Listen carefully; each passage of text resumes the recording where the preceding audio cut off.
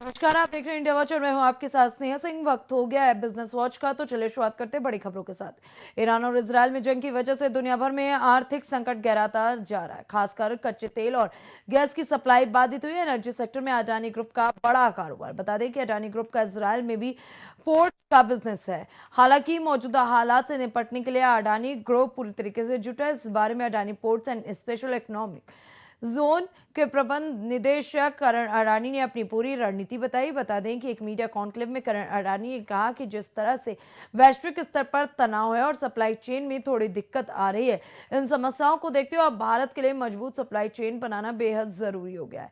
कारण अडानी के मुताबिक पिछले कई वर्षों में दुनिया ने सप्लाई चेन से जुड़े कई बड़े झटके देखे हैं। इनमें कोविड-19 और रूस यूक्रेन युद्ध जैसे घटनाक्रम शामिल हैं। मिडिल ईस्ट युद्ध के दौरान शेयर बाजार में काफी उतार चढ़ाव देखने को मिल रहा है। ऐसे में निवेशकों में हर डर बैठ गया है। ऐसे में एक इवेंट में इनकम हेड अनुराग मित्तल ने अपने ओपिनियन देते हुए कहा कि विकसित भारत के लक्ष्य के लिए निवेश बढ़ाना जरूरी है और इसके साथ ही बॉन्ड मार्केट को भी बढ़ाना होगा। उन्होंने कहा कि पिछले 2 दशकों में भारत की अर्थव्यवस्था ने लगातार मजबूती दिखाई है, लेकिन देश की दीर्घकालिक विकास महत्वाकांक्षाओं को पूरा करने के लिए कहीं अधिक निवेश की जरूरत होगी। विकसित भारत के विजन को पूरा करने के लिए भारत को अपने बॉन्ड मार्केट को और गहरा बनाना होगा, ताकि विकास से जुड़े बड़े लक्ष्यों के लिए पर्याप्त वित्त जुटाया जा सके। इसके साथ ही मित्तल ने बताया कि पिछले 20 वर्षों में वैश्विक जीडीपी में भारत की हिस्सेदारी 3 गुना बढ़कर लगभग 1.1% से करीब 3.5% तक पहुंच गई। वहीं निर्यात क्षेत्र में भी उल्लेखनीय मजबूती है। खासकर सेवाओं के निर्यात में भारत की वैश्विक हिस्सेदारी 2 गुनी हो गई है। मार्क जुकरबर्ग की कंपनी मेटा बड़े पैमाने पर छंटनी की योजना बना रही है। इससे कंपनी के 20% या उससे ज्यादा कर्मचारियों पर असर पड़ सकता है। रिपोर्ट के मुताबिक सूत्रों का कहना है कि मेटा आर्टिफिशियल इंटेलिजेंस इंफ्रास्ट्रक्चर पर किए गए महंगे निवेश की भरपाई करना चाहती है। वो एआई की मदद से काम करने वाले कर्मचारियों से मिलने वाली ज्यादा कार्य क्षमता के लिए खुद को तैयार करे। छटनी के लिए अभी कोई तारीख तय नहीं की गई और ना ही ये तय हुआ है कि कितने लोगों की छटनी होगी। कंपनी की लेटेस्ट फाइलिंग के मुताबिक 31 दिसंबर तक मेटा में करीब 69 से ज्यादा कर्मचारी थे। इस आंकड़े के बेसिस पर 20% कर्मचारियों की छटनी मतलब 16,000 कर्मचारियों की नौकरी जाना। वहीं अगर मेटा 20% कर्मचारियों की छटनी करती है तो 2022 के आखिरी और 23 की शुरुआत में हुए रिस्ट्रक्चरिंग के बाद ये कंपनी की सबसे बड़ी छटनी हुई। कंपनी के टॉप अधिकारियों ने हाल ही में मेटा के दूसरे सीनियर लीडर्स को इन योजनाओं में संकेत दिया है।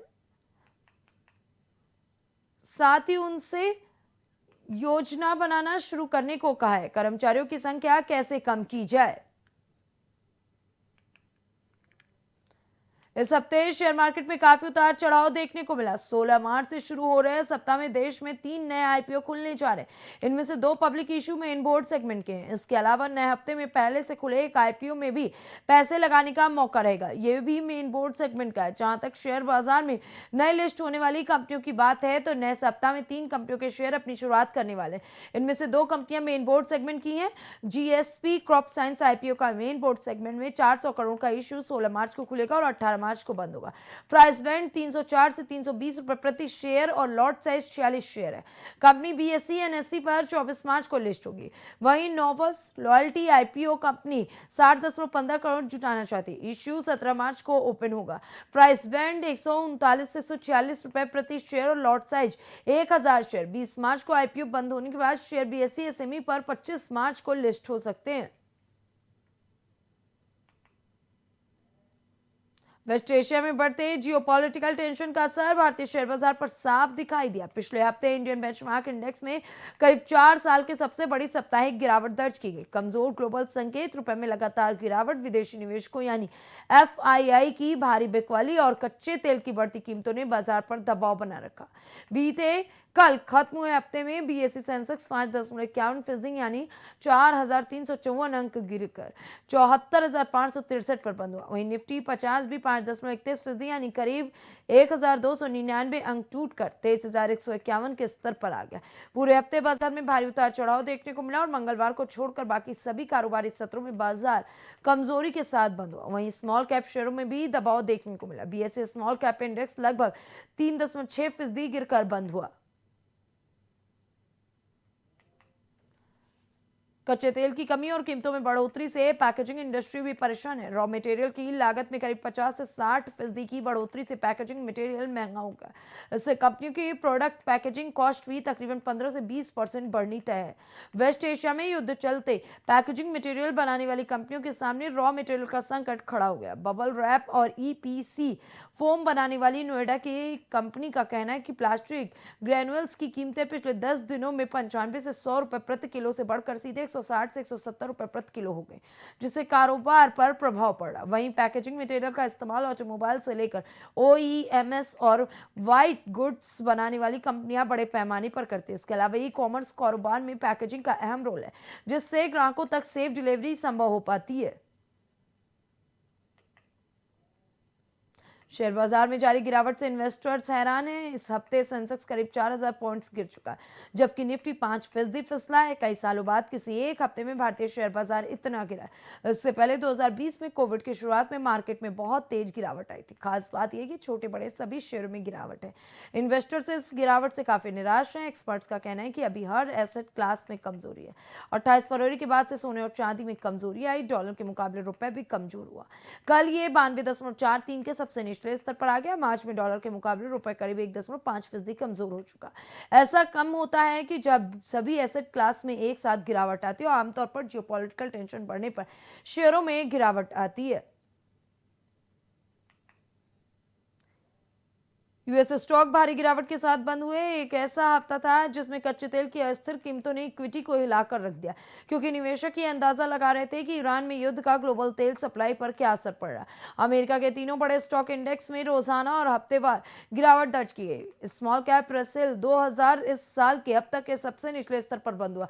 सप्लाई की चिंताओं को कम करने के लिए अमेरिकी राष्ट्रपति डोनाल्ड ट्रंप द्वारा रूसी तेल पर प्रतिबंधों में कुछ समय के लिए ढील देने की बात भी है। कच्चे तेल की कीमतों में उतार चढ़ाव है और फिर वे ऊपर चले गए। वहीं इलिनोइस के हम एल्मस्टर्स में मर्फी एंड सिल्वेस्ट के senior wealth advisor market strategist Paul Nolte ने कहा, हमने एनर्जी मार्केट में इतनी वोलेटिलिटी देखी है जितनी क्रिप्टो करेंसी के इतिहास में किसी भी 2 हफ्ते के समय में नहीं रही। इसलिए ये कहना मुश्किल है कि ये फंडामेंटल से हो रहा है। ये बहुत ज्यादा इमोशनल मार्केट है, इसलिए इस मार्केट में ट्रेड करने की कोशिश करना, इन्वेस्ट करना तो दूर की बात है, कोई मतलब नहीं बनता। युद्ध की टेंशन के बीच शेयर बाजार में भारी दबाव देखने को मिल रहा है। युद्ध बढ़ने की आशंका से बाजार में हाहाकार मच गया। निफ्टी 11 महीने के निचले स्तर पर बंद हुआ है। ऐसे में बाजार की आगे की चाल पर बात करते हुए आईसीआईसीआई प्रो एमएफ के फंड मैनेजर शर्मिला डी मेलो ने कहा कि मार्केट में अभी काफी अनिश्चितता है। तेल की कीमतें तेजी से गिर रही हैं। तेल की कीमतों में पहले भी उतार चढ़ाव आया। ईरान और स्ट्रेट ऑफ होर्मुज का तनाव मुख्य रिस्क है। तेल इंपोर्ट की वजह से भारत सबसे ज्यादा प्रभावित भी है।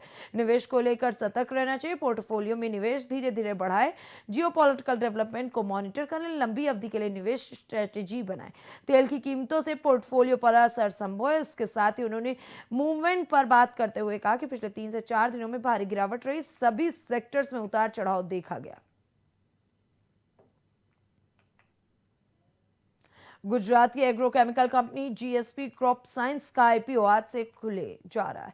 आईपीओ की ओपनिंग से पहले कंपनी ने 2 एंकर निवेशकों से 120 करोड़ रुपए जुटाए। कंपनी ने स्टॉक एक्सचेंज को बताया कि उसने एंकर निवेशकों को 37.5 लाख शेयर देने का फैसला किया। मॉरिशस की company craft emerging market fund PCC anchor book में सबसे बड़ी निवेशक रही। इसने 2 निवेश माध्यमों सिटाडेल मार्केट फंड और एलीट कैपिटल फंड के जरिए लगभग 25 लाख शेयर 80 करोड़ रुपए में खरीदे। शाइन स्टार बिल्डअप दूसरी एंकर निवेशक है। इसने 12.5 लाख शेयर खरीदे, जिनकी कीमत 40 करोड़ रुपए है। जीएसपी क्रॉप साइंस एक एग्रोकेमिकल कंपनी है। ये कीटनाशक, खरपतवार नाशक, फफूंदी नाशक और पौधों के विकास को नियंत्रित करने वाले प्रोडक्ट बनाती है। कंपनी के पास एग्रोकेमिकल्स के फॉर्मुलेशंस और तकनीकी उत्पादों के लिए कुल 524 रजिस्ट्रेशन। कंपनी को 102 पेटेंट मिल चुके हैं। 108 पेटेंट आवेदन सभी प्रक्रिया में है। कंपनी के promoter Bhavesh Vrajmohan Shah, Tirth Kanal Shah, Vilasben Vrajmohan Shah, Falguni Kanal Shah, alpha trust और कप्पा ट्रस्ट है।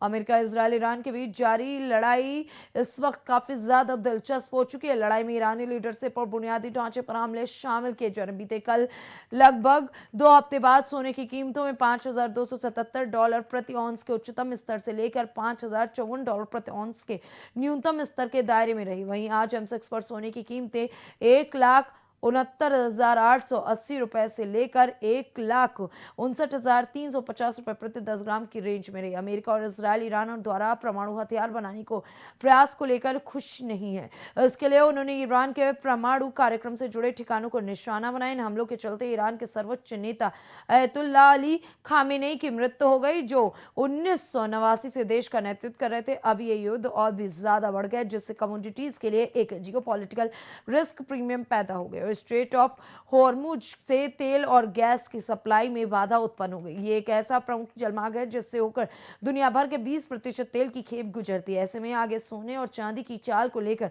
हर कोई जानना चाहता है कि क्या स्थिति है। बता दें, सोना $5,165 प्रति औंस के आसपास ट्रेड कर रहा है।